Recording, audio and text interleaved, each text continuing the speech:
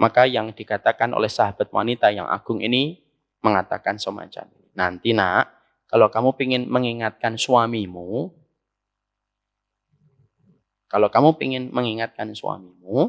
jaga makannya dulu. Pastikan suamimu tidak dalam kondisi lapar.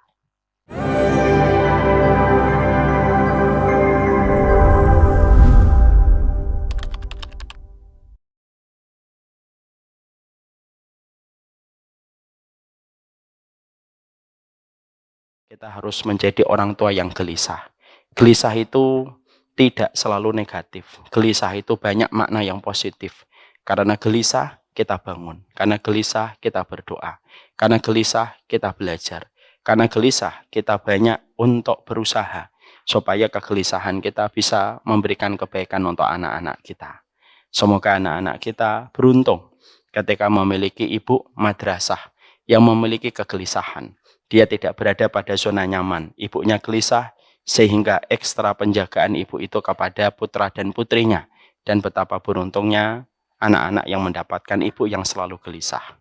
Inilah yang menjadikan ibu luar biasa. Seorang wanita itu merupakan makhluk hebat yang luar biasa. Makanya wanita tidak ditakdirkan menjadi pemimpin. Tetapi wanita ditakdirkan untuk melahirkan para pemimpin besar di atas muka bumi ini. Makanya ibu-ibu tidak usah jadi ketua umum partai, ya tidak usah. Tapi cukuplah ibu melahirkan anak-anaknya, menjaga anak-anaknya yang terbaik, maka itulah puncak terbesar kehidupan seorang wanita ketika dia mampu menjaga anaknya dari seluruh macam fitnah. Syekh Utsaimin berkata, puncak karirnya seorang wanita itu cuma 2. Apa itu yang pertama? Bukan ketika dia memiliki bisnis skincare. Tapi puncak karirnya seorang wanita itu adalah yang pertama, ketika dia mendapatkan ridho dari suaminya. Ridho suaminya diberikan kepadanya setulus hati, segenap jiwa, segenap lengkap hatinya diberikan kepada istrinya. Maka itu puncak karirnya wanita yang pertama. Puncak karir wanita yang kedua, ketika anaknya mampu dia jaga dari fitnah dan anaknya wafat dalam kondisi beriman. Maka itu merupakan puncak karir yang kedua. Dan itulah yang menjadikan kita harus paham. Wanita hari ini, pikirannya di-default dengan kitabullah dan sunnah. Bukan di-default dengan apa yang ada dan bertebaran di atas muka bumi dari kebiasaan orang yang salah. Semoga ibu dikuatkan oleh Allah setiap waktunya. Amin, insyaAllah. Alhamdulillah, tentunya senang sekali kita bersumpah. Kita pada kesempatan hari ini Allah menggelar. Izinnya Allah menggelar takdirnya yang terbaik. Kita berjumpa kembali di Taman Ilmu. Dan ini merupakan bentuk dari kesyukuran kita kepada Allah. Kita ini beruntung ibu, karena kita menyembah kepada Allah. Dimana ketika kita menyembah kepada Allah, Allah itu bukan hanya pemberi, tetapi Allah itu penyayang. Allah itu bukan hanya Al-Wahhab, tapi Allah itu Ar-Rahman. Dan betapa beruntungnya kita ketika Rabb yang kita sembah memiliki sifat Al-Wahhab dan memiliki sifat Ar-Rahman. Al-Wahhab itu memberi, Ar-Rahman itu sayang. Padahal dalam kehidupan manusia, yang memberi itu belum tentu sayang. Yang memberi itu belum tentu sayang. Ibu kalau menjumpai ada anak di pinggir jalan, ketika dia tidak memakai sandal, ibu memberi. Tapi apakah ibu langsung sayang kepada anak itu? Belum tentu. Kita memberi kepada tetangga kita yang tidak punya. Apakah kita langsung sayang? Belum tentu. Karena yang memberi itu belum tentu disertai dengan kasih sayang. Bisa jadi alasannya karena kasihan. Kasihan itu tidak negatif loh ya. Kasihan itu baik. Kalau Allah itu tidak kasihan sama kita tidak bisa masuk surga. Kasihan itu tidak selamanya negatif. Tapi yang memberi belum tentu sayang. Tapi kalau Allah ketika memberi kepada hambanya, Allah itu memberi bukan hanya sekedar memberi. Allah itu memberi dan juga menyayangi. Zat menyayangi makhluk yang diberi.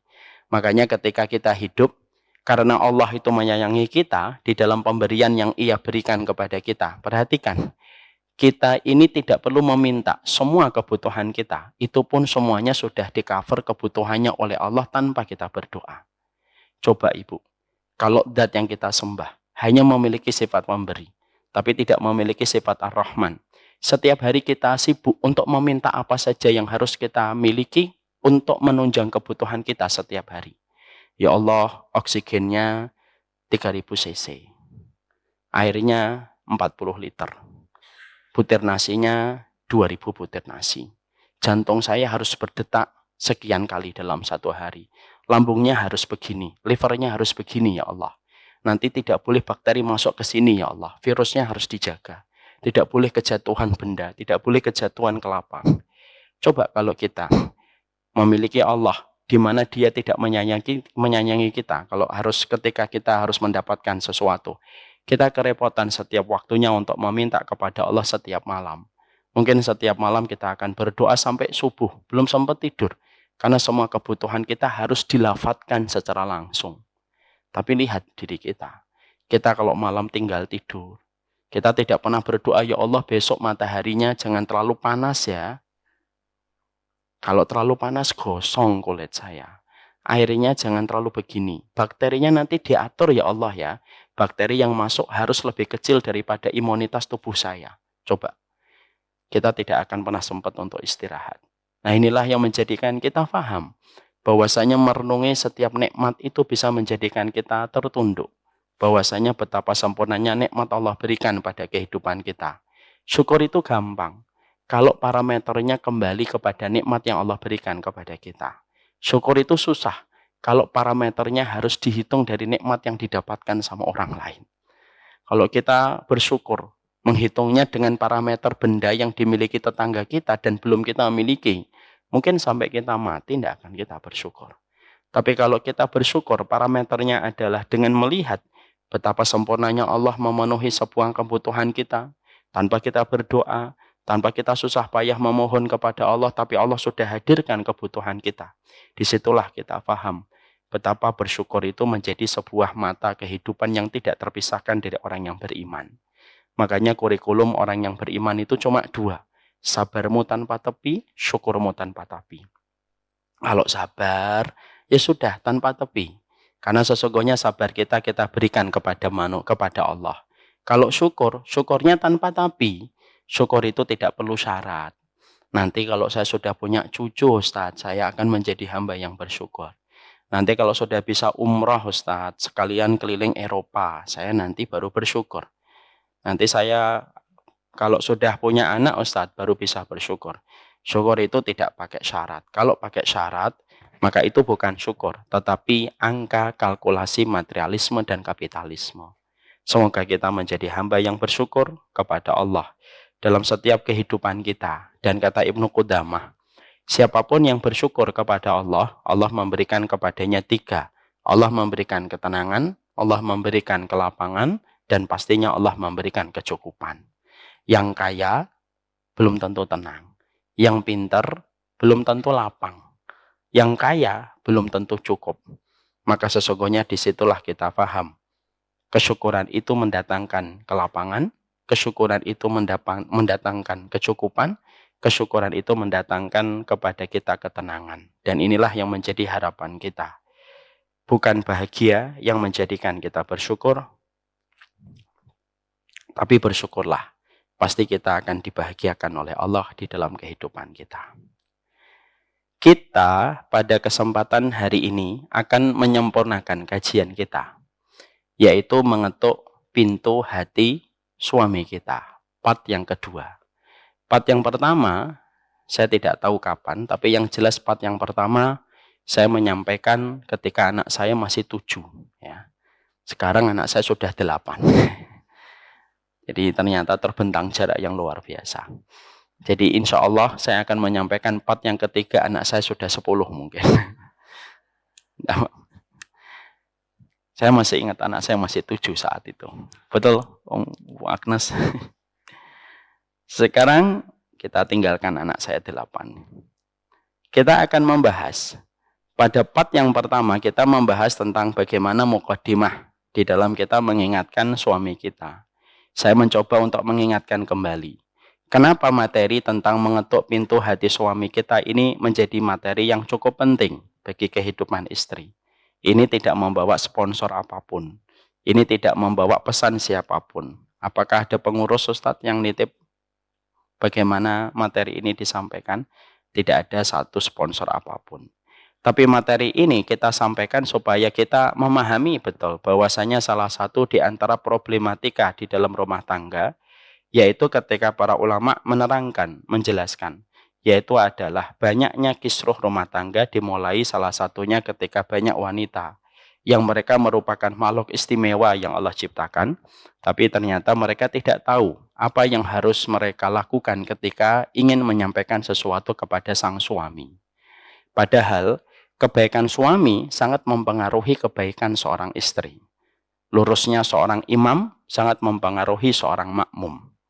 Tegak kebaikan yang dilakukan oleh seorang laki-laki sangat mempengaruhi seorang wanita. Dan itulah yang menjadikan kita semakin paham. Berarti menyampaikan bagaimana setiap pesan yang kita ingin sampaikan kepada suami itu penting. Kenapa? Karena kebaikan suami sejatinya kembali kepada kebaikan istri. Karena istri itu bermakmum dan suami itu adalah seorang imam. Dan inilah yang menjadikan materi ini cukuplah sangat penting. Sebagai bagian dari sebuah keterampilan seorang istri di dalam menyampaikan satu pesan. Supaya pesan itu bisa memberi kelapangan dan kebaikan untuk seorang suami. Dan kita selama ini terkendala dengan masalah komunikasi. Mari kita melihat kantor advertising. Kantor advertising itu merupakan sebuah kantor yang paling tinggi pressure-nya. Kenapa? Karena sesungguhnya advertising itu membutuhkan kreasi dan inovasi yang luar biasa. Supaya setiap produk yang harus diiklankan itu message-nya nyampe kepada setiap customer. Dan akhirnya dibuat komunikasi yang singkat, padat, tetapi bisa untuk memorable, diingat oleh setiap customer. Supaya customer ketika dia mengingat iklannya secara memorable, maka akhirnya dia akan mudah untuk membeli produk itu ketika sedang ada satu kebutuhan. Dan itu merupakan salah satu di antara informasi yang kita tahu tentang masalah iklan. Bahwasanya membuat iklan, menyampaikan tentang iklan pasta gigi, menyampaikan tentang iklan misalkan bumbu, ternyata itu membuatnya tidak segampang yang kita pikirkan. Mungkin bahasanya iklan itu cuma setengah menit, tetapi pembuatannya bisa menelan waktu sampai 1 tahun. Risetnya, penelitiannya hanya untuk membuat sebuah iklan selama setengah menit. Supaya message-nya nyampe kepada setiap customer. Makanya kan kita ada beberapa iklan yang sampai sekarang masih ingat. Karena memorable-nya luar biasa. Contoh, kalau saya produk tahun 90-an, kalau ibu-ibu mungkin tahun 80-an ya. Jadi ada iklan yang terkenal sekali namanya iklan contohnya Cerebrofit. Ya kan? Iklan Cerebrofit, iklan supaya anak-anak pintar kalau minum Cerebrofit. Minum Cerebrofit supaya ranking 1. Ini ternyata kita mendapati bahwasanya iklan hanya setengah menit itu ternyata memerlukan ilmu yang jelimet. Inovasinya, kreasinya, supaya akhirnya message itu nyampe kepada setiap orang yang mendengar iklan itu. Sama pula dengan kita sebenarnya. Sebenarnya di dalam kehidupan kita berumah tangga, salah satu di antara keterampilan yang disampaikan para ulama yang harus difahami oleh seorang istri, bukan hanya keterampilan memasak, bukan hanya keterampilan ketika dia membersihkan rumah, ataupun ketika merawat dirinya dengan berbagai macam perawatan. Tapi salah satu keterampilan tingkat tinggi yang harus dipahami oleh seorang wanita, kata para ulama, keterampilan ketika dia mengingatkan suaminya, karena kebaikan suami berdampak besar pada apa yang terjadi pada keluarga itu. Karena apa? Kebaikan suami berdampak besar, sebagaimana dosanya suami kalau tidak diingatkan. Itu dampaknya bukan hanya kepada suami, tetapi dampaknya juga besar kepada keluarganya. Makanya maaf ya Ibu, kalau ada satu keluarga, sang suami melakukan dosa, sang istri melakukan dosa, sama-sama dosa, mana yang lebih besar dampaknya kepada keluarga itu? Sang suami. Makanya ketika sang suami tidak menjalankan tugasnya untuk menjaga keluarganya di dalam kerangka kebaikan, dia memiliki gelar khusus di dalam sunnah, dinamakan dayus. Suami yang membiarkan kemaksiatan terjadi pada keluarga. Tapi kalau seorang istri ketika dia melakukan kemaksiatan, dosanya tidak sebesar suaminya dan dampak buruknya tidak sebesar sang suami. Itu menjelaskan kepada kita betapa luar biasanya di dalam kehidupan rumah tangga untuk mengingatkan sang suami. Karena bagaimanapun, lurusnya seorang suami membawa kebaikan kepada apa yang terjadi pada keluarga itu. Nah, inilah yang semakin kita memahami ini. Maka setelah kita memahami mukadimah ini, dan ini juga mukadimah yang telah kita sampaikan di pertemuan yang terakhir, mari kita membahas kepada kehidupan kita. Apa sih yang kita harus pahami ketika kita harus mengingatkan suami?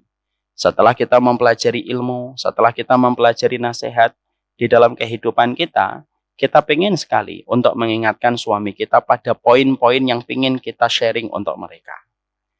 Poin-poin ini kita ingin supaya suami kita memahami, supaya dia menjadi eksekutor dan menjadi orang yang merealisasikan poin-poin itu, supaya dampaknya itu kepada lokomotif di dalam pernikahan itu bisa menjadi lurus. Yaitu ketika sang suami yang mengambil tali kendali. Maka para ulama lalu mengatakan kepada kita, ada 10 poin yang harus diperhatikan setiap orang ketika mereka ingin mengingatkan suaminya. Ingin meluruskan suaminya terhadap sesuatu yang ingin memperbaiki kualitas pada kehidupan berumah tangga. Supaya ketenangan demi ketenangan akan didapatkan oleh keluarga itu. Ketika keluarga itu dipimpin oleh seorang suami yang betul-betul membawa kebaikan kepada kehidupan keluarga. Makanya kan kita ingat ya, Ibu, ketika kita baru menikah, apa sih sunahnya kalau kita baru menikah, Bu? Suami istri kalau baru menikah, sunahnya apa? Apa? Mengecup kepalanya. Setelah mengecup kepalanya apa? Kenapa?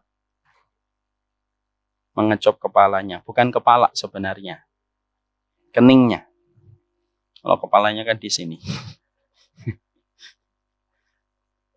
Pertama mengecup keningnya. Lalu berdoa. Doanya apa? Mau sholat istikharah dulu? Apa doanya? Wah, berarti ibu dulu belum didoakan sama suaminya ini. Harus nikah lagi nih. Doanya itu adalah Allahumma inni as'aluka khairaha. Ya Allah, sabarkanlah hatiku ya Allah. Allahumma inni as'aluka khairaha wa khaira ma jabaltaha 'alaiha wa a'udzubika min syarriha wa syarri ma jabaltaha 'alaiha. Ya Allah, sesungguhnya aku meminta kebaikan wanita ini dan kebaikan yang Engkau anugerahkan di dalam kehidupannya, dan aku berlindung dari keburukan wanita ini dan keburukan yang Engkau anugerahkan di dalamnya. Ini kita berdoa ketika pertama kali kita menikah. Ibu-ibu nanti pulang, tolong ya, sampaikan ini nasihat pertama kepada sang suami. Harus hafal doa ini. Ini harusnya yang ikut kajian ini bapak-bapaknya dulu nih. Tidak apa-apa. Setelah itu sunahnya apa, ibu-ibu? Yang kedua. Setelah itu apa sunah yang kedua? Sholat. Sholatnya berapa rakaat? 2 rakaat. Dan di situ disebut dengan sholat sunnah ba'dal akad, yaitu sholat sunnah setelah akad. Kenapa ada sholat sunnah setelah kita melaksanakan akad ijab kabul? Mungkin setelah nyelamin tamu, lalu kita mengambil tempat khusus tersendiri, minta waktu kepada wedding organizer untuk kita sholat. 5 menit sampai 10 menit. Di situ dikatakan oleh para ulama, adanya syariat sholat setelah kita melaksanakan akad untuk memberi sebuah makna pada pernikahan. Bahwasanya tidak ada pemandangan paling indah kecuali pemandangan yang dibangun di atas ibadah. Sang istri melihat suaminya di atas sajadah, dan sang suami melihat istrinya sebagai makmum yang telah mengikuti dia dari gerakan pertama sampai gerakan salam. Di situ pula ada pelajaran. Kenapa ada sholat setelah kita akad? Untuk memberikan kepada kita sebuah penegasan tentang sebuah makna yang tidak bisa ditawar. Sang suami adalah imam, seorang istri adalah makmum. Karena sholat berjamaah itu tidak mungkin dilakukan dengan 2 imam. Tetapi sholat berjamaah itu dilakukan dengan 1 imam, minimal 1 makmum. Dan itu yang dimaksudkan ketika kita habis sholat melaksanakan sholat sunnah 2 rakaat. Maka di situ pula akhirnya sebagian ulama mengatakan sang suami itu terkadang sebagai sebuah benda, maka sang istri itu terkadang merupakan sebuah bayangan. Kalau bendanya lurus, bayangan menjadi lurus. Kalau bendanya bengkok, maka bayangan pun menjadi bengkok. Kecuali pada takdir-takdir yang telah ditentukan oleh Allah 50.000 tahun sebelum Allah menciptakan langit dan bumi. Tapi disitulah kita akhirnya memahami betapa segala kebaikan sang suami itu berdampak besar pada kebaikan seorang istri. Tapi maaf ya Bu, ini bukan berarti nanti menjadi alasan ibu untuk selalu berkilah dan beralasan. Kalau ada seorang istri yang terkadang melakukan kesalahan, lalu ditanya, kenapa melakukan itu? Ya, lihat-lihat suaminya dulu dong Ustadz. Nah, itu sering menjadi kalimat komentar yang paling menyebar di antara sosial media. Semoga yang pernah menulis kayak gitu diampuni dosa-dosanya oleh Allah. Sekarang mari kita bahas. Ada 10 poin penting yang disampaikan oleh para ulama menjadi pelajaran untuk kita semuanya. Tak terkecuali bagi yang menyampaikan materi ini. Di antara 10 perkara itu yang kita harus pahami ketika kita akan mengingatkan tentang suami kita. Para ulama lalu mengingatkan yang pertama. Sebelum kita mengingatkan suami kita tentang satu perkara yang sifatnya merupakan bahan dari evaluasi dan koreksi seorang wanita kepada seorang suami, maka seorang perempuan itu harus menguasai hatinya dulu. Dan dia harus memahami dulu bahwasanya hidayah itu bukan terletak kepada perkataannya dan tidak terletak kepada cara dan metode yang dia miliki. Tapi hidayah itu kembalinya kepada Allah. Metode dan cara itu hanyalah membantu. Tetapi keputusan akhir tetap berada di tangannya Allah Subhanahu wa Ta'ala. Karena sesungguhnya ketika kita menyampaikan sebuah nasihat kepada sang suami kita, tetapi kita lupa iman kepada kekuasaan Allah, bahwasanya Allah yang membolak-balikkan hati, maka ini menjadi salah satu sebab frustasinya dan depresinya seorang wanita. Kalau wanita tidak memahami poin yang pertama. Kita harus paham ini, Bu. Kita tidak bisa memiliki dan menggenggam hati suami kita sebagaimana seorang laki-laki tidak mungkin mustahil menggenggam hati istrinya walaupun mereka menikah telah melewati ratusan purnama. Ada kan orang menikah melewati ratusan purnama, tapi dia tidak bisa mengendalikan hati seorang istri sebagaimana hati seorang suami tidak bisa dikendalikan oleh istrinya. Karena sekali lagi hati itu miliknya Allah. Dan hidayah itu merupakan hak prerogatifnya Allah. Metode, cara yang kita lakukan, packaging yang kita kerjakan, sekali lagi bertumpu kepada sebuah keputusan final. Dan keputusan final itu keputusannya Allah. Jadi tidak benar kalau ada sebuah tulisan yang tersebar di banyak sosial media. Usaha tidak mengkhianati hasil. Belum tentu. Usaha tidak mengkhianati hasil. Kan sering kita membaca di sosial media. Usaha itu tidak mengkhianati hasil. Belum tentu, Mas. Itu bagi mereka yang tidak punya iman kepada Allah ketika Allah Maha berkehendak terhadap segala sesuatu. Kalau memang usaha itu tidak mengkhianati hasil, maka seharusnya Nabi Nuh itu usahanya merupakan usaha paling ideal ketika mengingatkan istrinya. Karena dia berdakwahnya karena umurnya Nabi Nuh 1650 tahun. Berdakwahnya 950 tahun. Apa kurangnya beliau berdakwah? Dengan tutur kata yang lembut, Nabi Nuh karakternya karakter seorang bapak. Tapi ternyata 950 tahun berdakwah itu Masya Allah. Ternyata istrinya bahkan anaknya tidak beriman kepada apa yang didakwahkan Nabi Nuh. Coba Bu, kalau kita ketemu Nabi Nuh, kita ngomong, Nuh, misal, ala Bekasi, emang kamu nggak ngingetin istrimu? Loh, saya tuh ngingetin istri saya 950 tahun. Coba. Tapi ternyata apa yang didapatkan Nabi Nuh justru istrinya ditetapkan oleh Allah di dalam Al-Quran sebagai seorang wanita yang menjadi contoh dari kalangan orang-orang yang kufur kepada Allah. Maka di situ kita harus kembali ingat bahwasannya dalam perjalanan kehidupan kita berumah tangga, ada beberapa hal yang kita ingin sampaikan poin-poin penting kepada sang suami kita dan kita merasa itu emergensi. Karena ini berkaitan tentang bagaimana kehidupan anak kita ke depannya ketika dia menjadi seorang bapak. Tetap Bu, desakan hati kita dan keinginan kita untuk menyampaikan, maka di atas semua keinginan yang bergejolak pada hati kita, tutupnya harus dipasang. Dan tutupnya itu satu, iman sama takdir bahwasanya dialah pemegang semua hidayah pada kehidupan manusia. Ibaratnya tempat air, bergejolak airnya, boleh bergejolak. Tapi kalau selama ada tutupnya, tenang. Tutup itulah yang kita harus paham. Maka itulah yang Allah sampaikan di dalam surat Al-Qasas ayat yang ke-56. Yang ibu mungkin pasti sudah hafal. Ketika Allah menyampaikan kepada kita, innaka la tahdi man ahbabta walakinallaha yahdi man yasha. Ketika Nabi Muhammad, apa kurangnya Nabi Muhammad dalam keikhlasan? Apa kurangnya Nabi Muhammad dalam ketakwaan?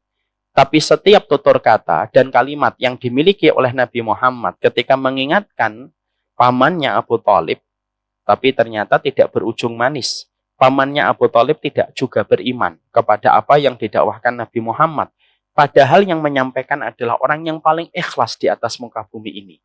Dan ketika Allah menghibur Nabi Muhammad, ketika Nabi Muhammad merasa gagal, ketika tidak mampu mendakwahi Abu Thalib, Allah turunkan itu surat Al-Qasas 56. Innaka la tahdi man ahbabta, walakinallaha yahdi man yasha.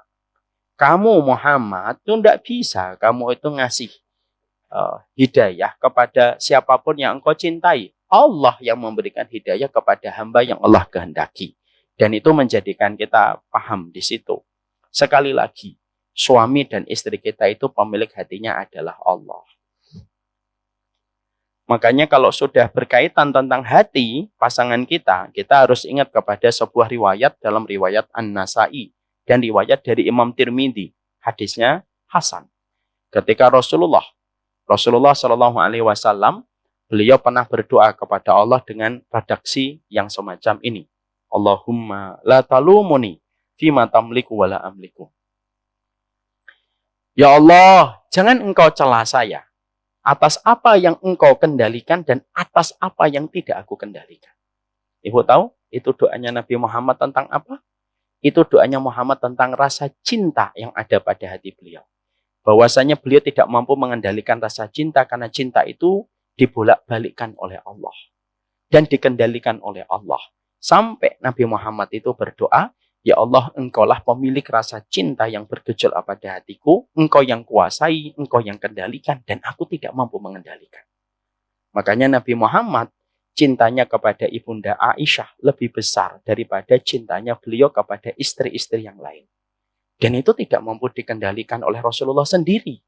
Walaupun Rasulullah tetap adil dan tidak sama sekali mendolimi salah satu istrinya sekalipun. Disitulah kita semakin paham. Inilah hati manusia miliknya Allah. Makanya terkadang, kadang-kadang kita suka berkomentar terhadap tetangga orang dan mengatakan, emang nggak dikasih tahu apa suaminya itu? Ketika kita suka berkomentar tentang hal semacam itu di luar pagar, kita ini harus benar-benar menyadari. Kita tidak pernah tahu apa yang terjadi di balik pintu keluarga seseorang. Bisa jadi orang yang kamu tuduh tidak mengingatkan suaminya, bisa jadi dialah orang yang lebih tulus mendoakan suaminya dibandingkan kita kepada suami kita. Tapi apalah daya, wong hatinya manusia itu miliknya Allah. Gak ada orang yang suka dengan, tidak ada orang yang suka dengan problem yang terjadi pada kehidupan mereka. Maka itulah yang menjadikan kita akhirnya paham. Hati itu tetap miliknya Allah. Mending ibu, hati suami ibu. Hati kita saja tidak mampu kita kendalikan. Kita mampu mengendalikan hati kita? Tidak bisa. Kita ngomong ketika kita sudah mengikuti materi mental health misalkan. Jangan berpikir negatif. Kita ngomong, jangan berpikir negatif. Tapi pikiran kita masih negatif. Bahkan kita mengatur kapan ketawa dan kapan kita menangis pun tidak mampu kita kendalikan. Settingannya kita tidak mampu. Itulah manusia lemah. Hanya untuk mengatur kapan ketawa dan kapan nangis saja dia nggak bisa. Ibu pernah merencanakan ketawa dan nangis kapan? Tidak pernah. Insya Allah Ustadz habis duhur saya ketawa. Gila ini. Insya Allah Ustadz nanti habis subuh itu biasanya saya nangis Ustadz. Tidak bisa. Kalaulah sama diri kita saja tidak mampu, jangan memaksakan sesuatu yang tidak mampu untuk kita kendalikan. Makanya sekali lagi, hidayah itu kembalinya milik Allah semata. Hati boleh bergejolak, tapi tutup periuknya harus tetap dipasang supaya tidak terkena sebuah depresi dan frustasi pada kehidupan. Makanya ibu, kalau ibu nanti akan menyampaikan sesuatu, maka ibu harus siap dengan resikonya. Gamblingnya itu cuma dua, diterima, akhirnya merubah arah kendali rumah tangga, atau tidak diterima, dan kondisinya berlarut-larut. Kalau sudah semacam itu cuma satu. Mintalah sabarmu lebih besar daripada kekurangan dan kesalahan pasangan kita. Syekh Abdul Karim, tahu Syekh Abdul Karim? Insya Allah tidak tahu. Insya Allah. Seorang ulama besar. Syekh Abdul Karim itu mengatakan kepada kita, terkadang kalau setiap nasihat yang sudah dilontarkan, tapi ternyata tidak tepat sasaran kepada hati yang kita tuju, kadang-kadang cara untuk menyikapinya adalah bersabar. Mintalah sabarmu lebih besar daripada kesalahan pasangan. Karena apa? Selama sabar kita lebih besar daripada kekurangan dan kesalahan pasangan kita, tidak akan membahayakan apa yang kita temukan pada dirinya. Makanya maaf ya, jadi begitu ibu. Makanya ibu, saya sampaikan, kalau ibu secara hukum kita bedah dulu, nomor satu kita bedah, kita tarik dulu ke fikih. Kalau secara hukum fikih, mengingatkan suami itu wajib atau tidak wajib? Mengingatkan suami itu wajib atau tidak wajib? Mengingatkan suami wajib? Wajib. Tapi mengubah suami itu wajib atau tidak wajib? Karena apa? Karena sesungguhnya suami yang melakukan dosa kelihatan sama istri, sebenarnya kita wajib mengingatkan secara umum kaedahnya. Tapi bagaimanapun ketika dia melakukan dosa, suami itu antara dirinya dengan Allah. Beda ketika seorang suami menemukan istrinya berdosa. Maka dia wajib karena dosa yang dilakukan istri akan terkena hisabnya pertama kali kepada seorang suami. Makanya saya menyampaikan dalam pertemuan yang terakhir, ingat, fungsinya seorang suami itu apa? Fungsinya seorang suami itu bukan mengingatkan, bukan mendidik, itu kewajiban. Fungsinya seorang suami itu apa? Dia menjadi sutroh untuk istrinya dari api neraka ketika sang suami itu masih menjadi istri bagi seorang wanita.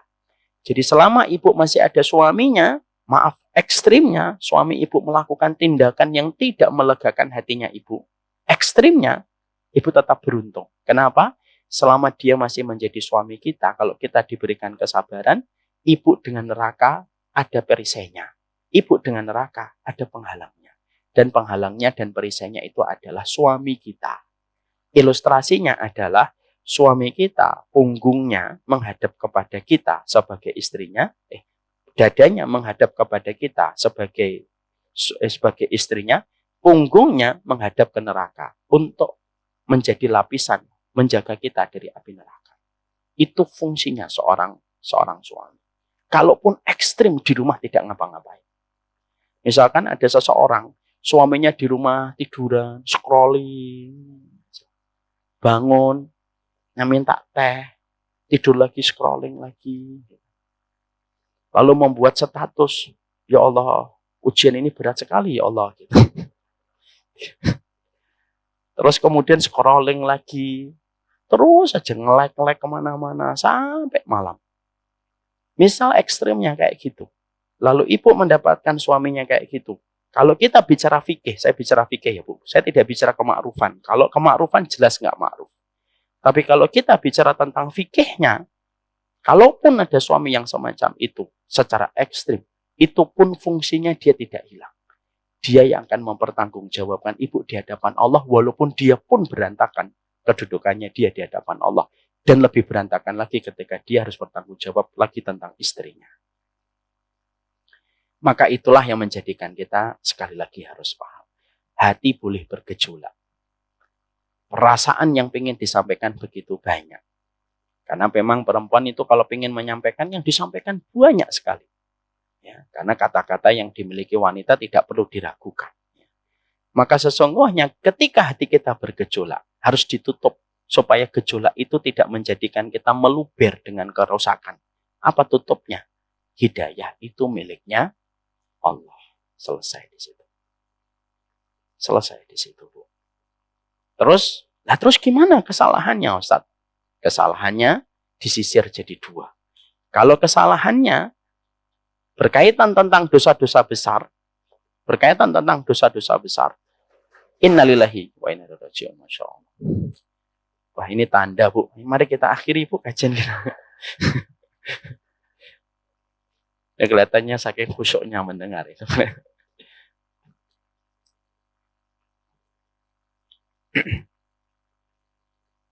Sudah? Mari kita tinggalkan gejolak di belakang. Tetap ya bergejolak di belakang, tapi tetap tutupnya hidayah itu miliknya Allah.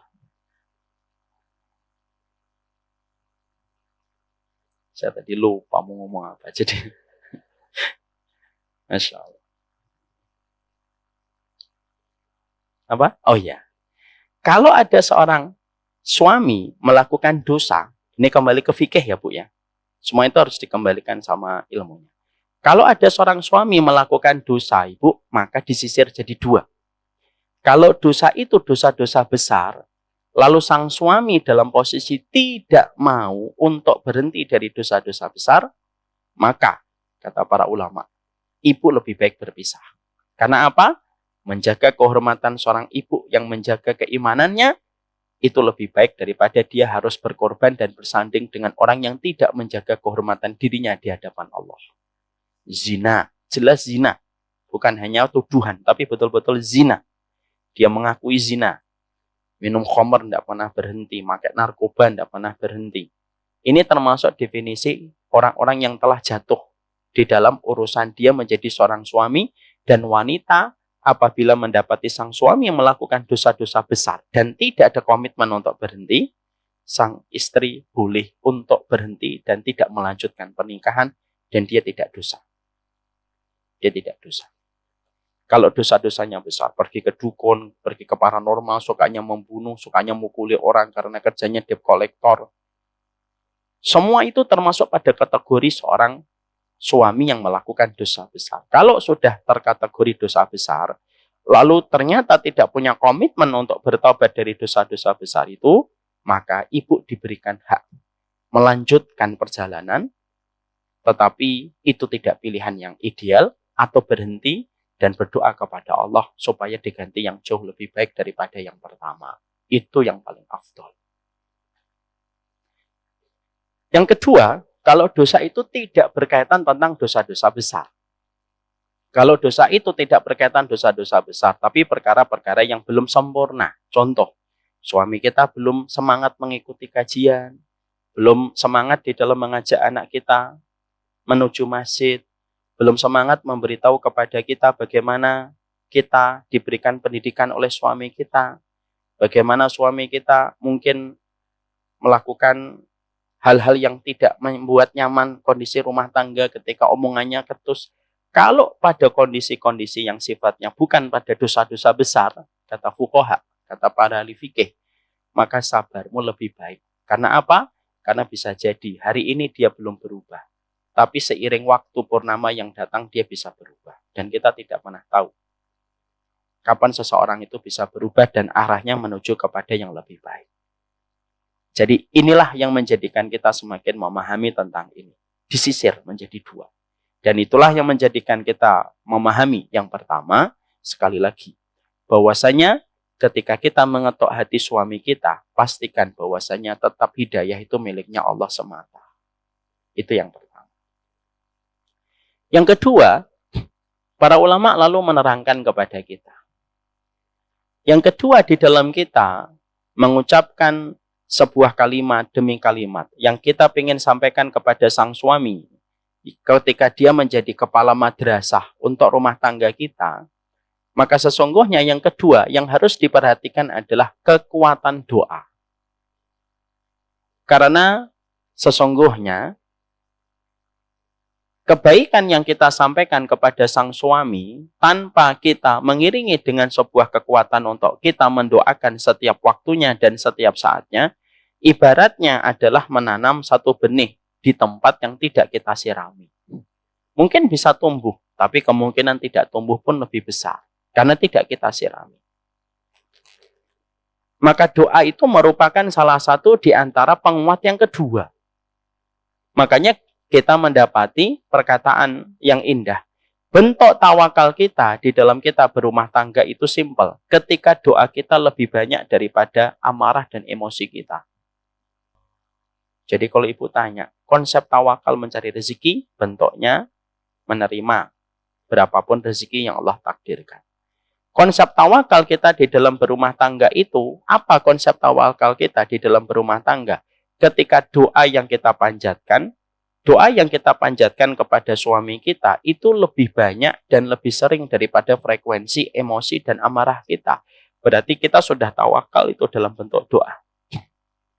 Maka akhirnya para ulama mengatakan, mengapa banyak sekali ucapan seorang wanita ketika dia mengingatkan suaminya membentur tembok yang tidak merubah kondisi dan keadaan apapun kepada suaminya, maka orang-orang solih lalu berkata, bisa jadi ketika kita mengingatkan suami kita dan menyampaikan kalimat-kalimat yang kita ingin sampaikan kepada sang suami, ternyata tidak diiringi dengan sebuah kekuatan yang bernama sebuah doa.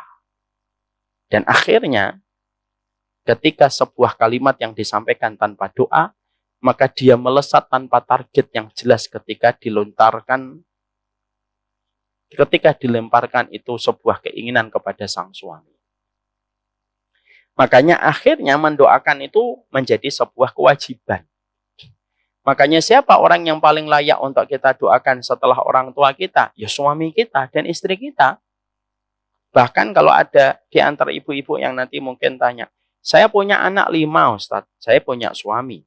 Kalau saya berdoa, mana yang saya harus doakan dulu Ustadz? Anak saya 5 atau suami saya, atau anak saya dulu, setelah itu suami saya. Kalau saya lagi tidak sebel sama dia, kalau lagi saya sebel, sudah saya skip aja, Ustaz. Kira-kira mana yang harus didoakan dulu, Bu? Saya tanya sama ibu-ibu semuanya. Jawab jujur ya. Mana yang didoakan? Ibu punya anak 5. Terus ada suami ibu. Mana yang didoakan dulu? Suaminya dulu atau anaknya? Siapa yang ngomong suami? Ibu ngomong suami? Mana dalilnya, Bu?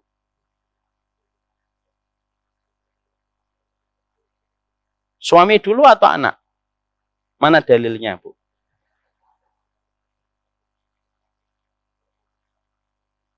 Apa Bu Agnes? Suami dulu? Enggak, harus milih. Enggak bisa bersamaan. Kan harus disebut dulu. Mana Ibu? Mana yang harus didoakan dulu? Masya Allah ini. Ibu-ibu sudah nikah berapa puluh tahun ini. Mana yang harus didoakan dulu? Siapa yang mengatakan suami? Ibu, mana dalilnya Bu? Dalilnya ibu paham kok. Yakin saya hafal dalilnya. Siapa yang bisa menjawab dalilnya saya kasih hadiah. Siapa tadi yang ngomong? Siapa itu Ibu? Coba lihat sih Bu, ke sini Bu. Ya. Apa dalilnya Bu? Dari mana? Surat Al-Furqan 74-nya. Ibu dapat hadiah. Hadiahnya minuman, Bu. Enggak, hadiahnya nanti buku. Dalilnya simpel, Ibu. Dalilnya ada pada surat Al-Furqan 74. Mari kita berdoa. Hafal atau tidak doanya ini? Hafal. Rabbana hablana min azwajina wa dzurriyyatina qurrata a'yun waj'alna lil muttaqina. Coba Bu, di situ Allah menyebutkan kata pasangan atau anak dulu. Sengambek-ngambeknya ibu kalau masih sempat ngambek. Dan sejengkel-jengkelnya ibu, Allah tidak pernah mengatakan di dalam surat Al-Furqan. Ini surat Al-Furqan 74, kalau kamu lagi ngambek, nggak apa-apa, azwajinanya dihilangkan. Enggak. Maka tetap kita berdoanya Rabbana hablana min azwajina wa dzurriyyatina. Allah itu meletakkan setiap pemilihan kalimat itu pasti ada ilmu. Kenapa Allah letakkan pasangan dulu? Suami kita dulu, istri kita dulu sebelum anak. Karena tidak ada yang paling berhak di dalam kehidupan kita kecuali pasangan dulu. Anak-anak nanti akan memiliki jalur takdirnya masing-masing. Dan dia akan hidup dengan keluarganya. Dan kita pun satu paket dengan pasangan kita.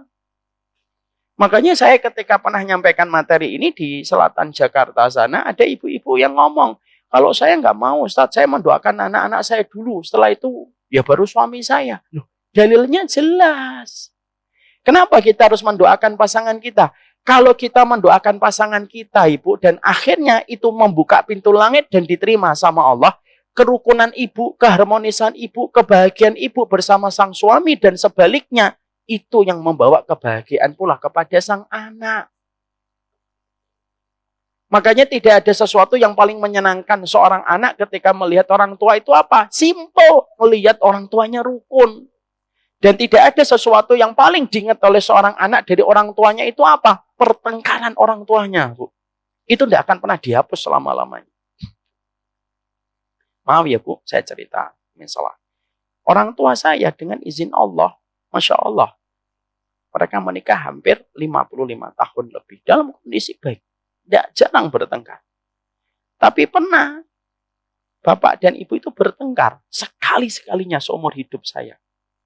Ketika saya masih kelas 2 SD. Bapak pulang dari luar, ibu habis nyuci, bertengkar. Memorinya itu sampai sekarang tidak bisa hilang. Walaupun setelah itu tidak pernah sama sekali bertengkar, puluhan tahun. Ya kalau bertengkar paling-paling diem-dieman. Kalau ibu saya ngomong sama bapakmu, ini bertengkar biasanya. Kalau ibu-ibu ketawa, ibu pelakunya juga. Tapi Masya Allah, sekalinya pertengkaran ini itu pernah terjadi di depan mata saya saat itu tidak pernah bisa terhapus. Didefrak bisa, tapi dihapus tidak bisa. Karena apa? Manusia itu disetting tidak bisa mendelete pikiran dan memori. Terutama kalau sudah membekas.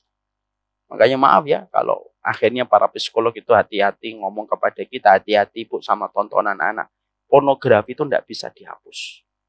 Hanya bisa didefrak, Bu. Ibaratnya lacinya banyak.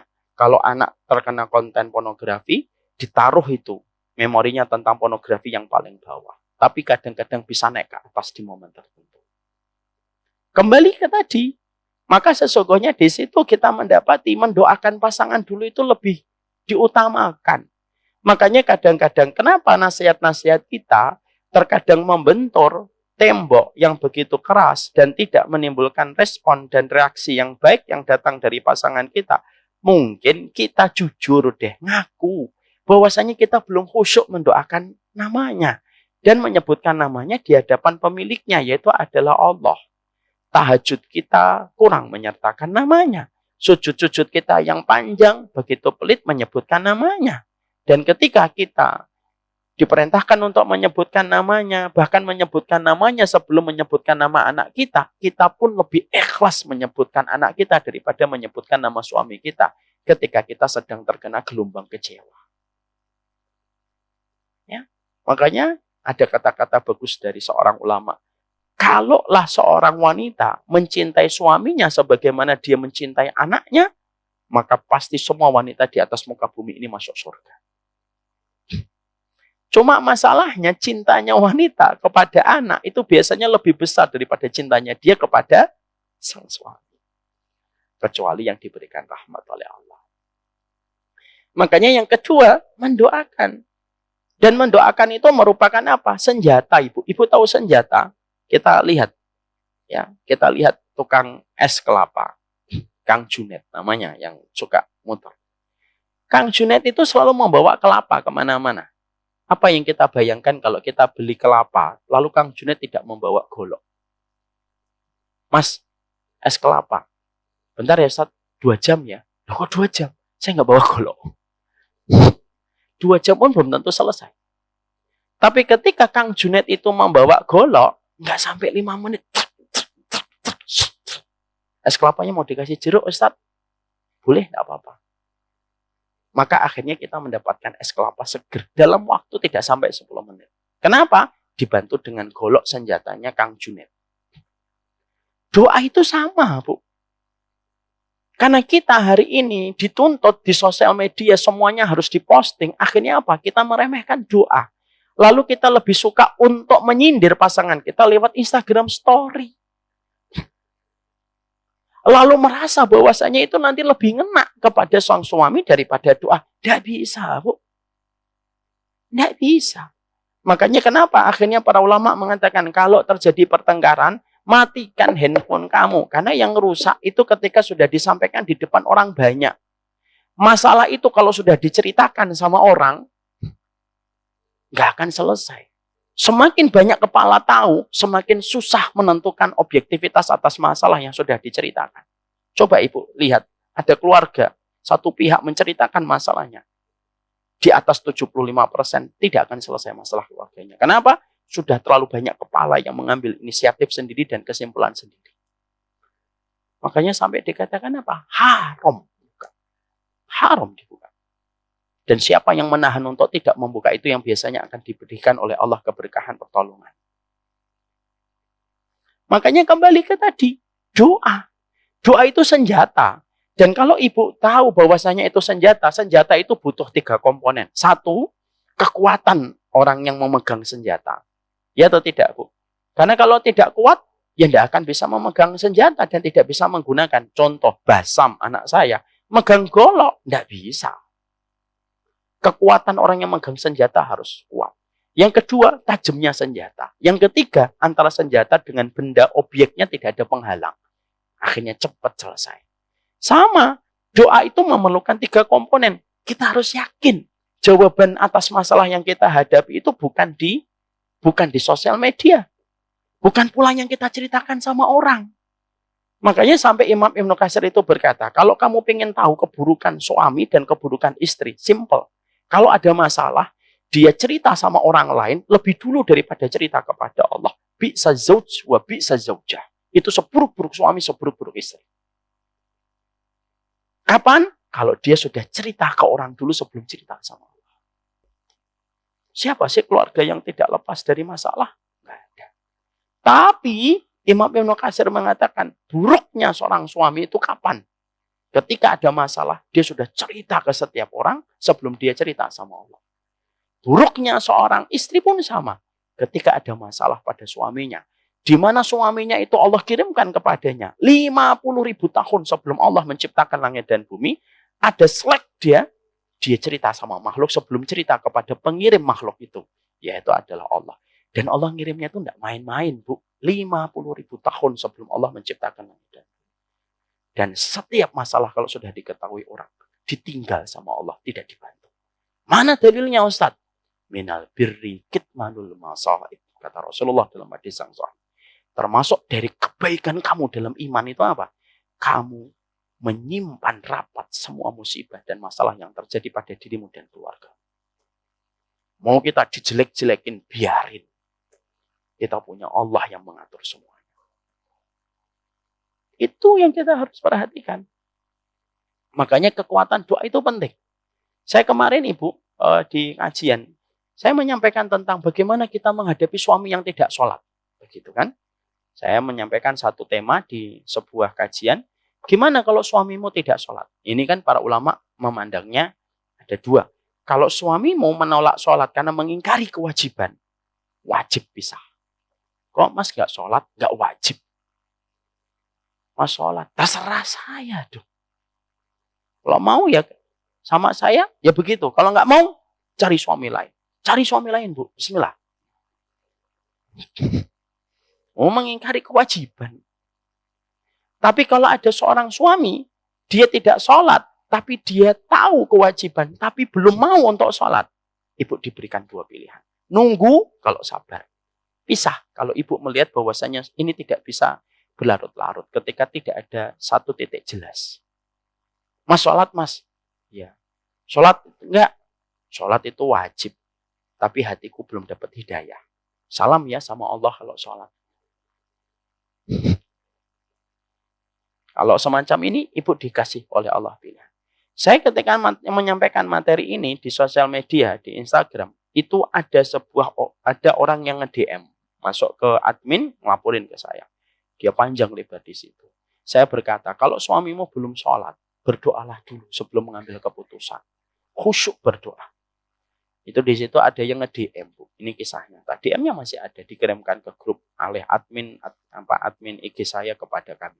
Lalu bercerita, Ustadz, saya adalah orang yang pernah mendengar Ustadz menyampaikan tentang masalah kekuatan doa seorang istri. Suaminya tidak sholat, Bu. Didoakan hampir 3 tahun. Dan akhirnya dengan izin Allah, hari ini suaminya tidak pernah kelewatan untuk sholat berjamaah. Siapa yang memegang hati seseorang? Allah. Dan doanya istri itu besar, Bu. Kenapa doanya istri itu besar? Kamu tahu aibnya, kamu tahu salahnya, kamu tahu kurangnya, kamu tahu bagaimana suamimu. Tapi kamu masih tetap mendoakan. Itu yang dinilai sama Allah. Orang lain mendoakan suami kita, wajar. Dia nggak ngerti aibnya suami kita kok. Ya atau tidak, Bu? Berapa banyak suami yang dipuji sama orang? Wah, Masya Allah ya ma, baik suaminya gitu. Kamu nggak tahu di rumah ya apa. Apa kamu nggak ngerti di rumah? Gitu. Tapi kalau ibu, kenapa kok dinilainya mahal oleh Allah, Bu? Karena ibu mendoakan, ibu tahu aibnya, ibu tahu kekurangannya, ibu tahu segala macam yang berkaitan tentang dirinya. Maaf sekali, sampai ekstrimnya tuh kalau saya nambahin, ini nggak ada di kitab, saya tambahin. Sampai ibu tahu kalau dia kentut itu, ini kentutnya dia. Lalu ibu tetap mendoakan, itu yang dinilai sama Allah. Sama, doanya suami kepada istri itu dinilainya besar oleh Allah. Kenapa? Kamu yang membiayai, kamu yang ngasih nafkah, kamu yang menjadi punggungnya dari api neraka. Kamu yang ngasih kecukupan makannya, AC-nya, sampai semua gadgetnya kamu yang bayarin semuanya. Tapi kamu tahu bengkoknya dan kamu tetap mendoakan. Itu doanya suami itu dinilai besar oleh Allah. Mendoakan orang yang kita tahu aibnya itu tidak gampang. Saya mendoakan ibu semoga dirahmati oleh Allah. Wajar, saya nggak ngerti aibnya ibu. Tapi ketika saya mendoakan istri saya tahu aibnya dan tetap mendoakan, itu besar. Kenapa? Inna idhamal jaza ma idhamil bala. Besarnya pahala itu disertai dengan besarnya cobaan. Apa yang besar cobaannya? Tahu aibnya orang dan kita tetap harus mendoakan. Itu yang menjadi bermakna. Makanya mendoakan itu penting sekali. Dan itu tidak terpisahkan pada kehidupan kita. Di dalam kita mengatur setiap poin penting yang akan kita sampaikan, perhatikan doamu sudah atau belum. Karena apa? Doa itu, Ibu, ibarat kita nyerang satu wilayah. Ibu kalau tahu, perang di peperangan manapun, strategi peperangan itu gimana? Ketika akan menguasai satu wilayah. Tidak langsung artilerinya turun, tidak langsung pasukan darat. Kalau akan menguasai satu wilayah, yang dilakukan pertama kali itu apa? Menggempur dengan pesawat dulu. Blong, blong, blong, blong, blong, blong, blong, blong. Kayak orang Israel ketika sama Palestina. Itu pesawat dulu, Bu. Semuanya di bumi hanguskan dulu. Setelah dia merasa tidak ada tanda-tanda gerakan Hamas, baru itu pasukan angkat daratnya itu pede masuk ke Gaza. Walaupun akhirnya dijebak ketika akhirnya pasukan Hamas itu keluar dari lorong-lorong yang mereka persiapkan. Dan sekarang kondisinya kayak neraka bagi pasukan Israel. Tapi serangan itu selalu begitu. Serangan itu dari udara dulu. Makanya Hamas ketika nyerang pada tanggal 7 Oktober itu kan dari udara dulu. Walaupun sederhana. Para layang dia. Karena nggak punya pesawat tempur. Sama, Bu. Kita ketika menginginkan target, kita lock itu target kita. Maka ngelock target itu dengan apa? Doa dulu. Ya Allah, ini suami saya. Ini suami saya, ya Allah. Kalau subuh belum ngajak anak-anak ke masjid. Kapan anak saya dikenali malaikat siang dan malaikat malam? Kapan akan dikenali oleh malaikat siang dan malaikat malam? Maka ketika kita dalam kondisi semacam itu yang kita lakukan dan kita kerjakan itu apa? Yaitu adalah mendoakan dulu. Memaksimalkan dulu. Supaya akhirnya doa itu betul-betul membuka jalan. Dan akhirnya memberikan kemudahan bagi kita. Untuk mendapatkan apa yang kita inginkan. Insya Allah ya. Hal-hal kayak gini tuh Ibu, yang harusnya para suami itu harus paham. Seorang ibu pengen ngaji, anaknya nangis. Padahal ibunya pengen sekali dapat ilmu. Makanya sedih sekarang, kalau generasi Z Ibu, suka memusuhi ibunya dan bapaknya. Berapa banyak ibu-ibu yang kadang-kadang pengen ngaji gitu. Anaknya nangis-nangis gitu. Nanti giliran ketika ibunya ada salah dikit, anaknya nyalahin orang tuanya. Semoga ibu itu dikasih kelapangan dan kesabaran. Jadi itulah yang kedua. Jadi berdoa itu ibaratnya adalah memastikan serangan itu tepat. Dibuka dulu wilayahnya, didoakan dulu. Dan akhirnya itulah yang akan mengubah banyak kondisi. Mungkin ibu nanti akan tanya, Ustadz, sudahlah realistis aja. Oke, realistis. Berapa lama saya harus mendoakan? Ini. Jawabannya tidak pernah keluar angka. Bisa 1 tahun, 2 tahun. Bisa 3 tahun, 4 tahun. Sesuai dengan apa yang Allah tunjukkan kepada ibu. Karena apa? Setiap doa, itu Allah selalu memberikan kepada kita kondisi ibu. Sebagai sebuah tanda bagi kita untuk membaca.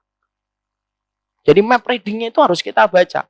Kalau ibu berdoa, dalam perjalanan 1-2 tahun, sudah ada perubahan dikit-dikit, walaupun masih dikit-dikit. Perubahan itu sebenarnya sebuah jawaban dari Allah. Tunggu, perubahannya sudah aku kirimkan. Tapi ketika ibu berdoa, tapi tidak ada sama sekali tanda-tandanya, sama sekali tanda itu tidak pernah keluar sama sekali.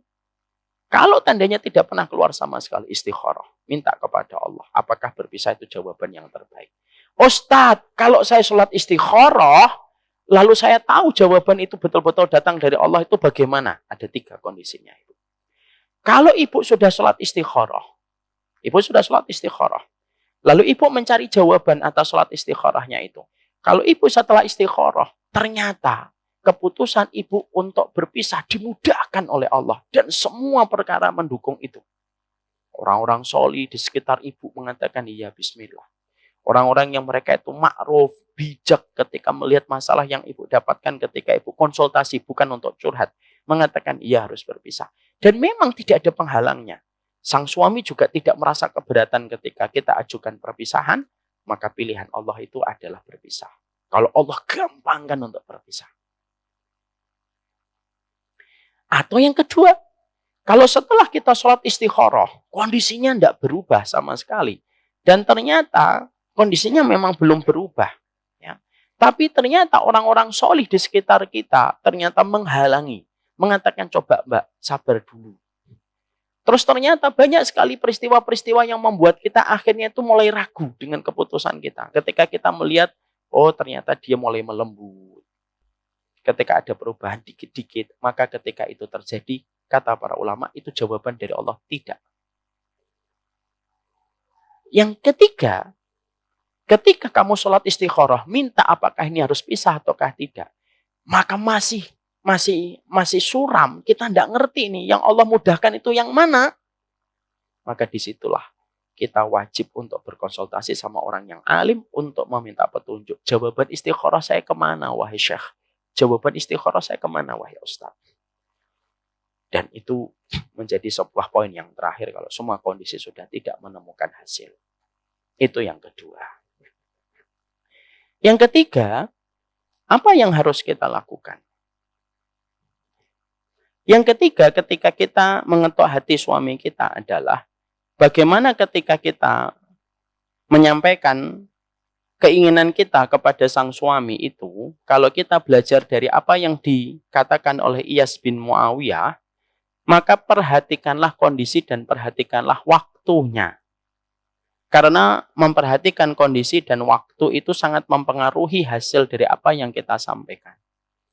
Iyas bin Muawiyah, seorang wanita, sahabat wanita yang memiliki seorang putri, ketika beliau itu memberikan wejangan kepada putrinya ketika akan menikah, salah satunya beliau sebagai seorang ibu mengingatkan anaknya, kapan harus mengingatkan suaminya. Maka yang dikatakan oleh sahabat wanita yang agung ini mengatakan semacam ini. Nanti nak, Kalau kamu ingin mengingatkan suamimu,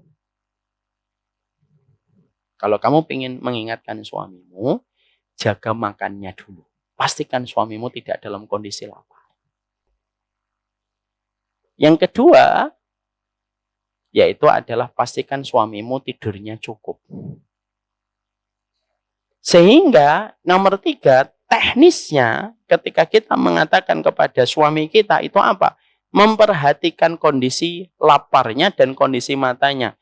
Karena kata Iyas rahimahullahu ta'ala radhiyallahu anha mengatakan, karena seorang laki-laki itu sangat terpengaruh dengan kondisi matanya dan kondisi perutnya, Bu.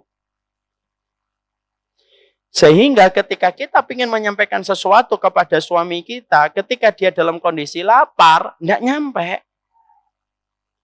Dan ketika kita mengatakan kepada suami kita, ketika kondisinya lagi lelah, ibu lalu menyampaikan, tidak nyampe, Bu.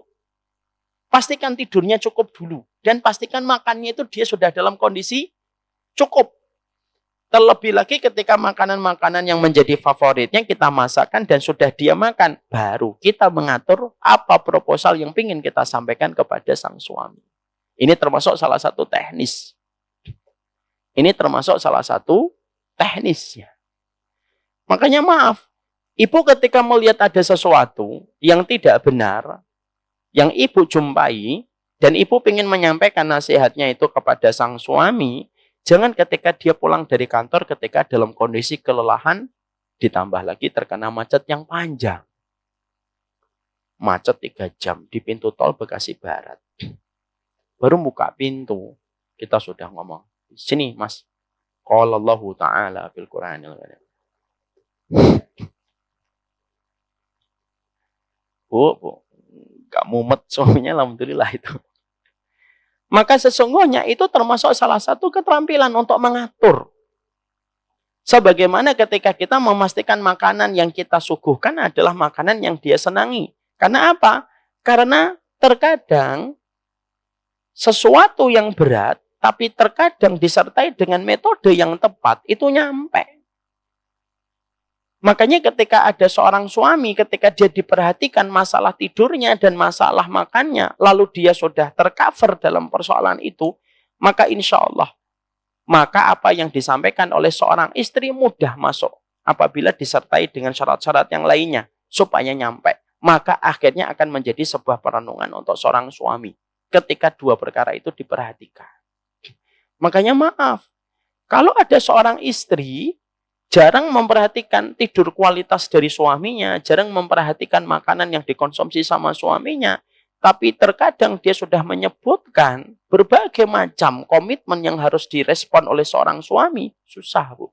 Seorang suami tidak akan bisa merespon dengan maksimal apa yang diucapkan oleh seorang istri ketika kebutuhan basicnya tidak terpenuhi. Kebutuhan basic untuk tidur dan kebutuhan basicnya untuk makan yang cukup supaya dia bisa merespon apa yang dikatakan untuknya. Iya. Makanya ketika Ibunda Aisyah menceritakan tentang 11 wanita yang diceritakan kepada Rasulullah, kapan Ibunda Aisyah menceritakan satu persatu tipe seorang suami, maka Ibunda Aisyah itu menceritakannya itu habis Isya, Bu. Setelah Rasulullah istirahat, setelah Rasulullah mau istirahat dalam kondisi sudah tenang, akan berbagai macam pikirannya, kondisinya sudah dalam kondisi kecukupan perutnya, baru cerita apa yang perlu diceritakan kepada suaminya. Nah, ini penting. Karena bagaimanapun kita harus memahami betul bahwasanya kondisi teknis itu sangat mempengaruhi. Ya. Makanya ada yang namanya istilah prime time.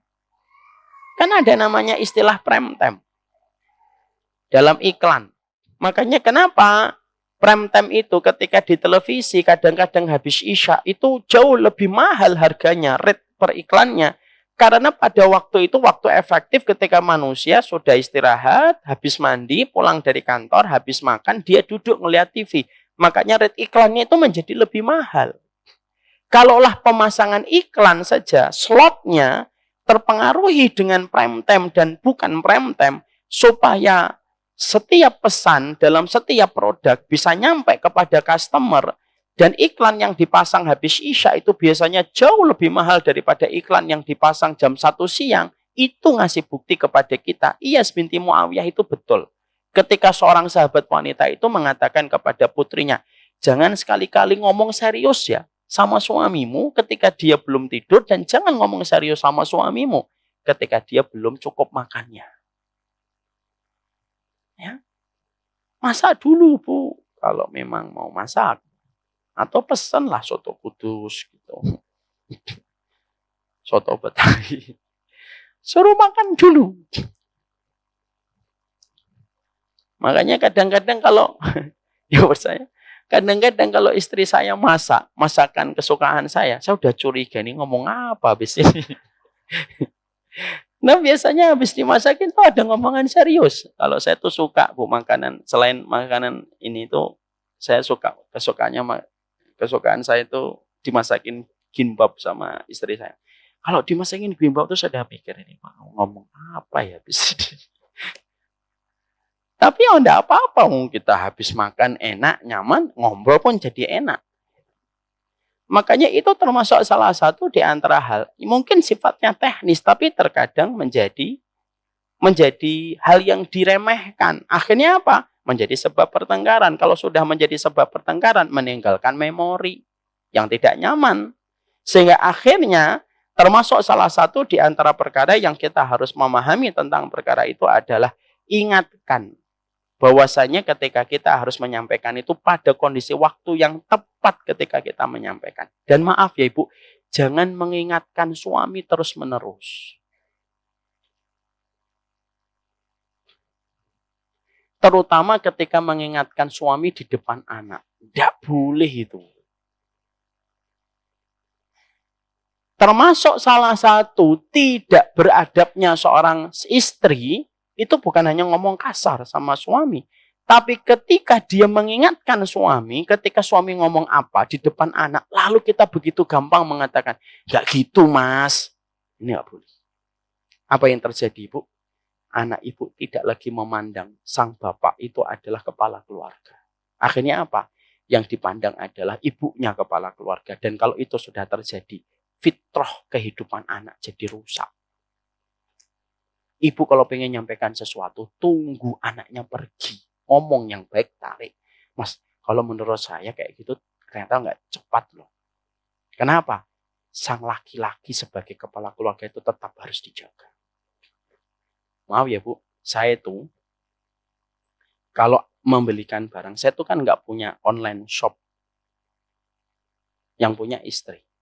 Tapi setiap dia membelikan barang, selalu saya ngomong, pastikan bahwasanya anak tahu yang membelikan abinya. Kenapa itu penting, Bu? Supaya dia paham bahwasanya sang bapak itu pahlawan bagi keluarga. Makanya kenapa sampai akhirnya parenting hari ini tuh sampai gini ya.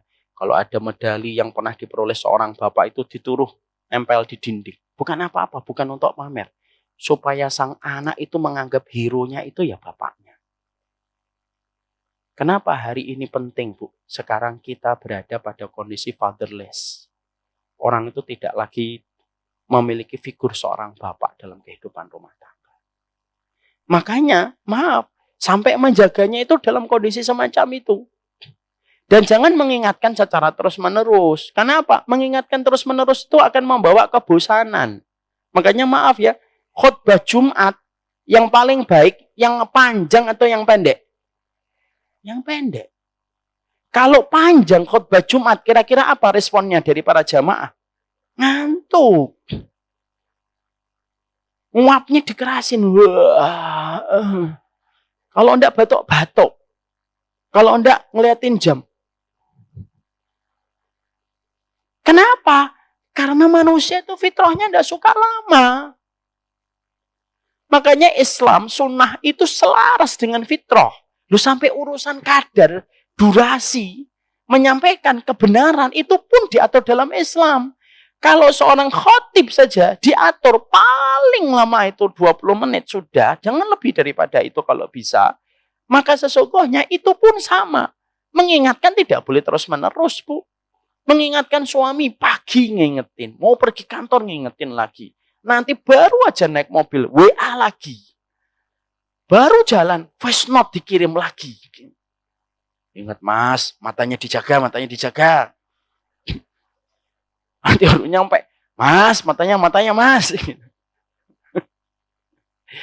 Mengingatkan secara terus-menerus itu akhirnya menjadikan apa? Orang itu akhirnya apa? Dia itu bosan dan akhirnya apa? Dia resisten terhadap sesuatu yang berlebihan.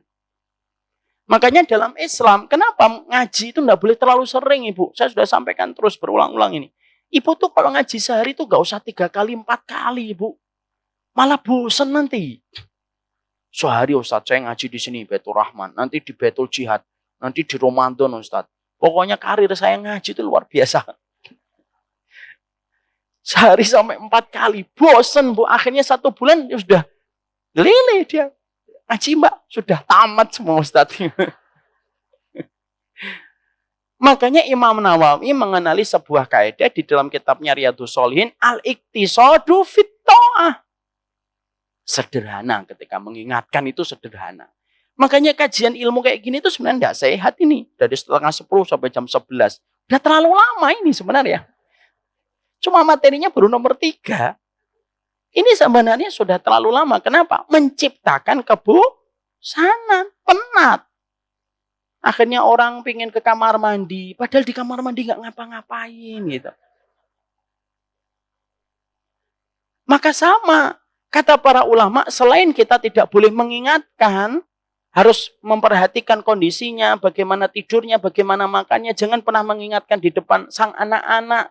Termasuk di dalamnya jangan terlalu sering. Karena apa? Mengatur ritme ketika menyampaikan itu penting. Dan ini yang terkadang sering kita tidak perhatikan.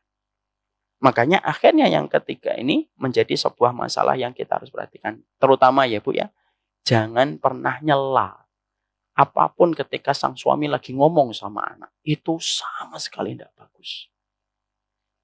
Kalau Ibu pernah melakukan itu istighfar. Kenapa Bu? Apa yang terjadi? Nanti akhirnya figur seorang ayah berkurang drastis di depan kehidupan anak. Karena apa? Halah, papa mah mana berani sama mama. Kalau anak kita sudah berpikir kayak gitu, itu berarti tidak sudah fitrah itu. Ibu jangan malah seneng. Betul nak. Mama dilawan nak. Ini kalau ada orang kayak gini suruh ngaji di Baitur Rahman.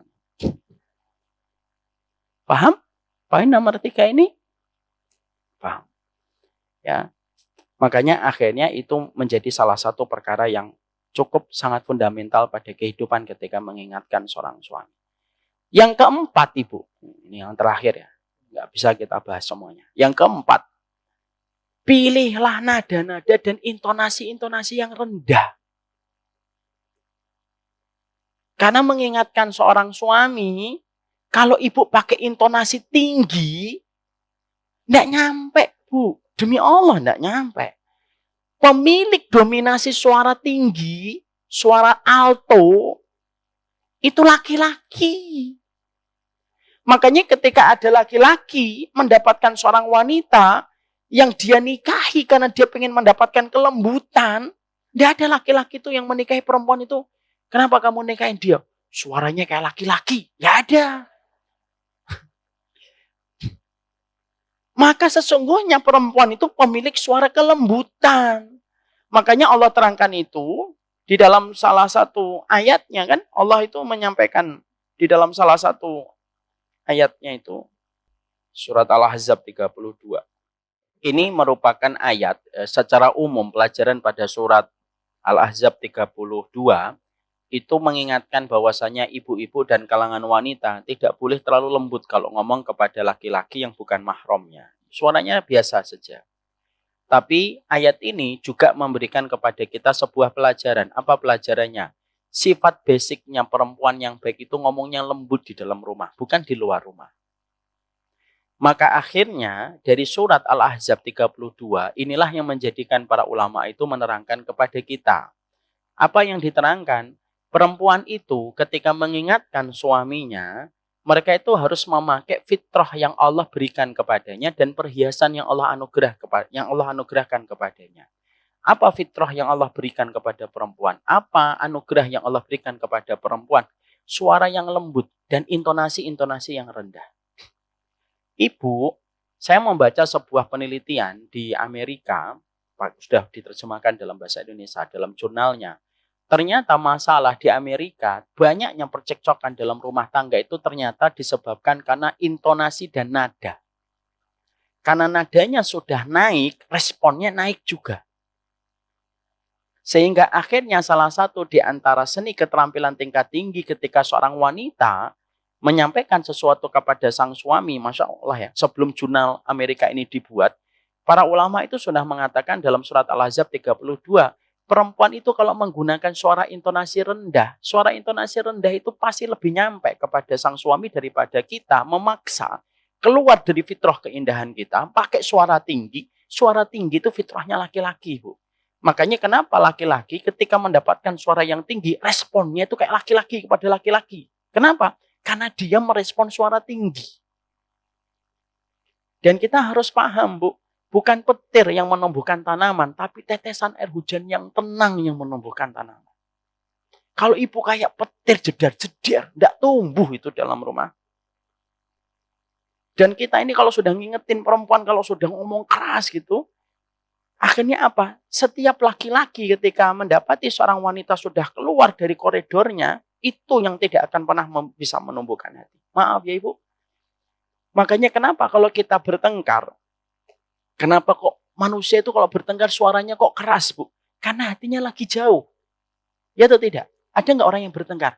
Mas gimana sih Mas? Nggak apa-apa Masya Allah. Nggak ada. Kalau bertengkar tuh suaranya langsung tinggi, Bu. Kenapa? Orang bertengkar itu suaranya tinggi karena hatinya lagi jauh. Ketika hatinya lagi jauh, dia naikkan volumenya, Bu. Padahal semakin dinaikkan volumenya semakin gak nyampe. Karena bukan halilintar yang menumbuhkan tumbuhan, tetapi hujan yang tenang menumbuhkan tanah. Makanya akhirnya orang itu kadang-kadang kalau bertengkar rumah tangga, keras gitu, suaminya atau istrinya ngomong, apa kamu ngomong? Coba ulangi lagi. Ngomong udah keras, suruh ulangi lagi. Padahal 5 rumah itu sudah kedengaran, itu lagi bertengkar itu. Karena apa? Ternyata sebelum jurnal yang saya baca dari Amerika itu dibuat, ternyata para ulama itu di dalam tafsir sudah menyampaikan fitrahnya perempuan itu pakai nada-nada rendah. Dan pemilihan diksinya itu diksi-diksi sederhana aja. Nggak usah ditambahi. Gimana? Sih-nya nggak usah. Sih-nya nggak usah. Masya Allah ya. Ternyata Ibu, para ulama kita itu psikolog hebat. Cuma kita yang nggak kenal. Kita yang nggak mau membaca setiap tafsir dengan jujur. Makanya akhirnya disitulah kata para ulama yang keempat, poin yang keempat itu apa? Ketika menyampaikan kalimat demi kalimat, pastikan bahwasanya ketika menyampaikan kalimat itu tetap pakai nada dan intonasi yang rendah. Walaupun gejolak hatinya itu menderu-deru di dalam dadanya. Tapi tetap keluarnya itu intonasi rendah. Gimana kalau masalah kayak gini kita tidak selesaikan? Coba Bu ngomong kayak gitu. Biasanya apa suami? Ya duduk dulu. Ayo duduk dulu ya. Kita ngobrol. Coba kalau dirubah. Ini gimana sih Bibi? Ini ada. Masya Allah ya. Makanya akhirnya ketika di sini disampaikan bahwasannya di dalam surat Al-Ahzab 32, maka disampaikan fala takhdha'na bil qaul. Jangan kamu merendahkan suaramu. Kenapa? Suara perempuan itu basicnya memang rendah. Makanya karena jarangnya perempuan hari ini ngomong rendah di depan suaminya, makanya banyak suami itu kalau tiba-tiba istrinya ngomong rendah itu suaminya curiga. Tumben lembut banget ini, mau minta apa setelah ini? Padahal itu intonasi rendah itu sangat menentukan. Ibu nanti kalau tidak percaya, ketika jadi di Google, jurnal Amerika tentang problematika rumah tangga. Di situ dibahas apa? Intonasi suara itu paling banyak menyebabkan pertengkaran di Amerika. Dan ternyata orang Amerika itu membutuhkan 1400 tahun untuk tahu masalah ini. Padahal di dalam surat Al-Ahzab itu sudah disampaikan oleh Allah. Makanya akhirnya Ibu, kalau ibu keluar dari fitrahnya, ibu itu tidak punya senjata. Akhirnya apa? Laki-laki merespon dengan tegas. Ujungnya apa? Perempuan dan wanitanya nangis. Kamu kasar, Mas. Bukan kasar. Kamu menarik halilintar untuk datang. Tapi kalau kita dengan suara lembut, kok suami kita masih marah, ya berarti suaminya ada masalah. Maka di situ akhirnya intonasi rendah itu sangat menentukan hasil. Ya, makanya Masya Allah, itulah yang kita jumpai bahwasanya pembicaraan secara baik-baik itu menciptakan sebuah keberkahan dalam setiap urusan. Makanya akhirnya Syekh Abdul Karim itu ngomong, Bu Asyadili itu yang tadi saya sampaikan, yang saya tanya ibu kenal, ibu kan nggak kenal. Itu beliau ulama itu mengatakan begini kaedahnya, Bu. Ada kaedah bagusnya. Mari kita sama-sama nanti realisasikan. Jangan pernah ada suara tinggi di rumah kecuali satu, ketika rumah mau kebakaran. Loh, memang betul. Itu yang dikasih beliau.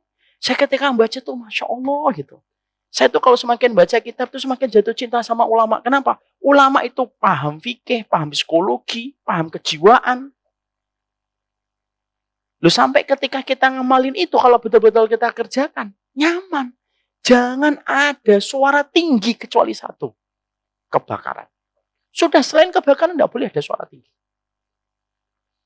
Maka itu yang menjadikan kita belajar dalam surat Al-Ahzab 32. Jangan dibalik. Kalau ngomong sama laki-laki lain, lembut luar biasa. Tapi sama suami kita, apa sih mas gitu, pakai suara alto. Jangan. Maka itu yang akan menyebabkan tidak sampainya kepada nasihat yang kita sampaikan kepada sang suami terkasih dan tercinta. Itu yang keempat. Apa yang kelima? Yang keenam, yang ketujuh, udah 2 jam ternyata tidak kerasa. Setengah 10, setengah 11, setengah 12. Dan kita baru membahas 4. Tidak apa-apa.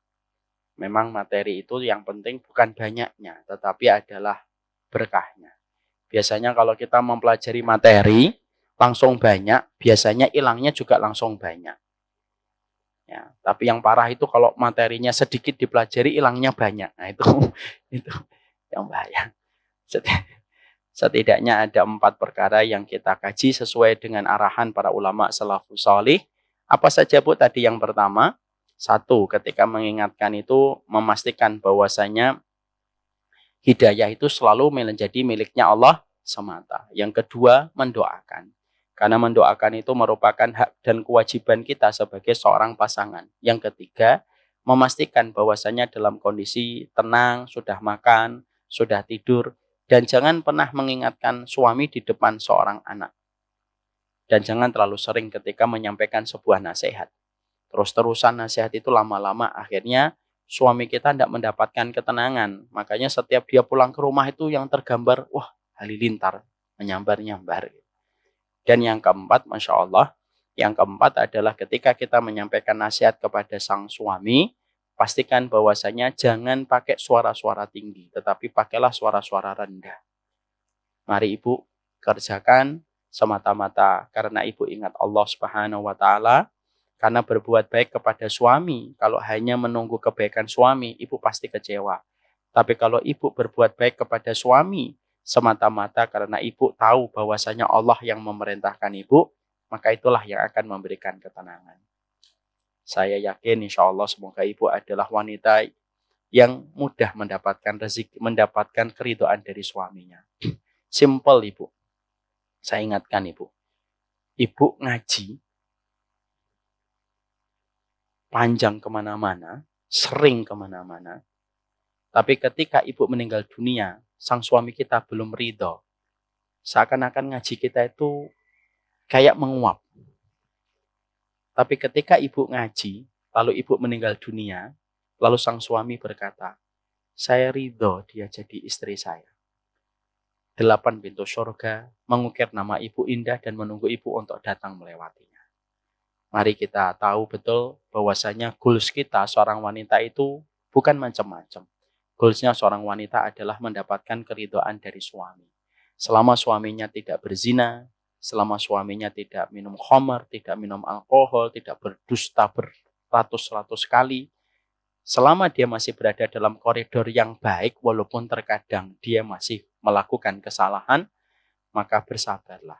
Karena memang sesungguhnya pernikahan itu tidak menjanjikan kepuasan, tapi pasti memberikan keberkahan bagi mereka yang bersabar. Semoga anak-anak kita akan mengenang kita sebagai orang tua yang dikenang oleh anak-anak kita dengan kebaikan. Saya kenal mama, saya kenal papa, orang tua paling harmonis yang pernah saya kenal dalam kehidupan. Dan semoga kita tidak memberikan pertengkaran sekalipun di depan anak kita. Karena sesungguhnya, kata para ulama, tidak ada perkara yang paling buruk yang susah dihapus dalam diri seorang anak, kecuali ketika seorang anak melihat pertengkaran bapak dan ibunya. Itulah yang menjadikan kita semakin paham.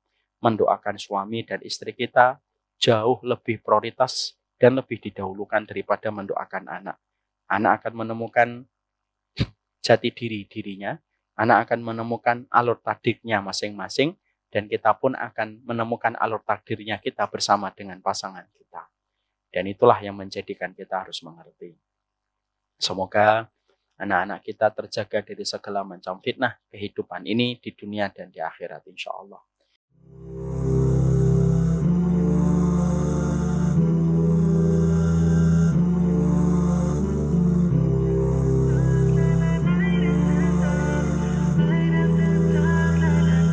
You feel it in your heart. His love for you is unconditional. You knew it from the start. He's the one. This feeling is incredible. Oh yeah, yeah. Here's one thing I want you to know. Turn around, you just have to go. Don't give up, knowing you will grow. Life's a test and he will show you that there is light after dawn. Hey, yeah. That there is light after dawn. Hey, yeah. Light after dark, la la, light after dawn. Light after dark, la la, light after dawn. Light after dark, la la, light after dawn. Light after dark, la la, light after dawn. Oh, when I make a wish, I know you hear me loud and clearly. Oh, Allah, when I make a wish, I know you hear me loud and clearly. Oh, oh, oh, oh, oh, oh, oh, oh, oh, oh, oh, oh, oh, oh. Light after dark, la la, light after dawn. Light after dark, la la, light after dawn. Light after dark, la la, light after dawn. Light after dark, la la, light after dawn.